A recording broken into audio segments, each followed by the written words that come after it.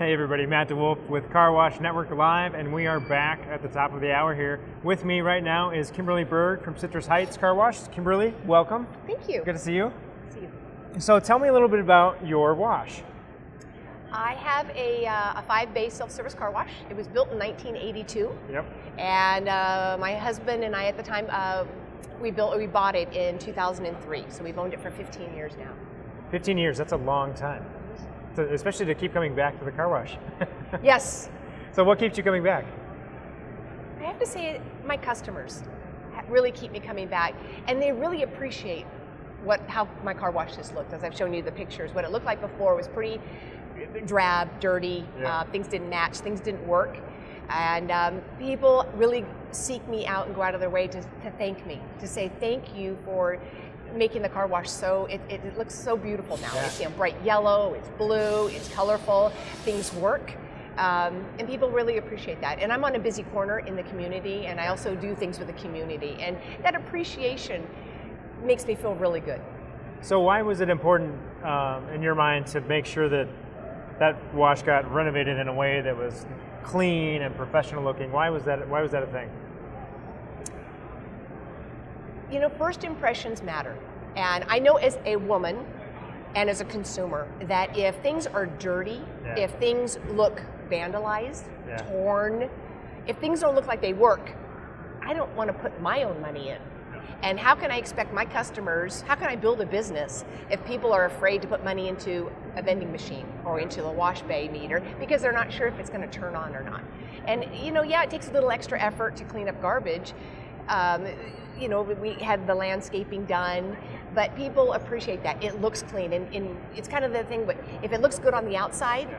people know that you care and that you're taking care of the back end too. Well, and they feel like it's going to do a good job, right? Yes. I mean, especially when you're taking your car somewhere, you don't really want to pull into the place that's dirty to clean your car. It's not going to work. It's not going to work. And business is up, and I have very happy customers.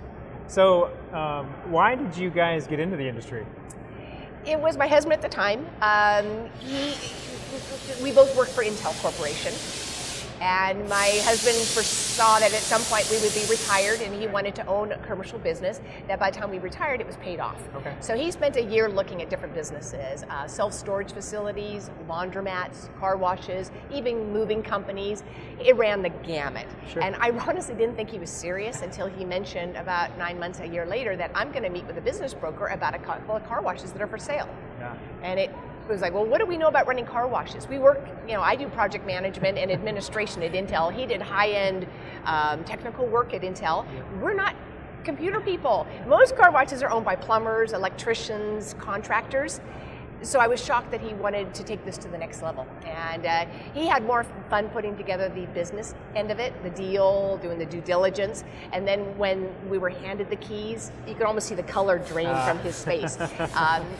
But I fell in love with it. My parents owned a delicatessen when I was growing up, and I had that work ethic in me to do it every day and to do it right. And I fell in love with it. Unfortunately, the marriage it fractured the marriage. But in the end, we're still very good friends, and I ended up getting the car washed in the divorce. Well, there's one way to do it, right? Yeah. So, is there anything that you think is kind of maybe challenging or unique right now in kind of the self-serve arena? I mean, you know, there's a lot of conversation always about conveyors and expresses. We don't talk very much about self-serve. So what's going on in your mind from a self-serve perspective? About potential issues? Yeah, or just in terms of you know, whether there's what the need is, you know, what customers say when they come to use your wash as compared to an express wash or a rollover? You know, it's funny. Now within about a 2-mile radius, I have 3 new express tunnel car washes. Okay. And I have a new Quick Quack being built across the freeway from me. I did have some concern about, would it affect my business? And it has affected my business, but for the better. Oh. People have had bad experiences at the express tunnel car washes. They've had antennas ripped off. They've had scratches. They've had their license plates torn off. They've had some scratches in there. And then they find that I use the hog's hair bristle brushes And they're like, wow, and it's cheap, $2 for 3.5 minutes instead of $18 or $20. So they're like, okay, wow, you've got high quality chemicals, you've got good brushes. Okay, yeah, I have to get out of my car, but it brings them in and they're like, I'm hooked. I can wash my car for, for $4 or $5. I'll be back.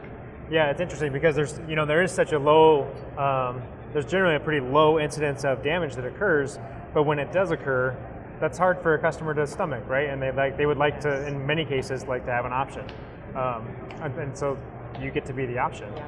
And I know every demographic, every city is different, and all the customers are different. But where I have my car wash in Citrus Heights, a suburb of Sacramento, I have a lot of commercial businesses. Okay. So vans with ladders. Sure. We have a lot of car clubs that are lowered. They have custom paint jobs. They're not going to go through an express tunnel. We've got ski racks because we get a lot of people coming and going skiing. They got ski racks, bike racks. They can't go through an express tunnel. Yep. So I've got a very unique niche. Plus we have a lot of nice cars. We got Roseville. I'm seeing more Maseratis, Teslas, Lexuses, Mercedes. Nice cars. They don't want to take their car through an express tunnel. They rather just baby their car with my hog's hair bristle brushes. That's funny. That's funny. It's such a customer focused thing, right? Give them the choices. Let them come and be happy, and give them a reason to use a professional car wash instead of standing in their driveway doing it with a bucket, right? Yep. So what's you've been a Water Savers member. So Water Savers is our public relations program from the International Carwash Association. We've been heavily focused on environmental benefits of the professional car wash industry. You've been a member of that. Why? My father taught me that water is very precious. It is a finite resource, so it is very precious. And because I own a car wash, I can be on the forefront of conservation and also educating my customers about that, and that's very important.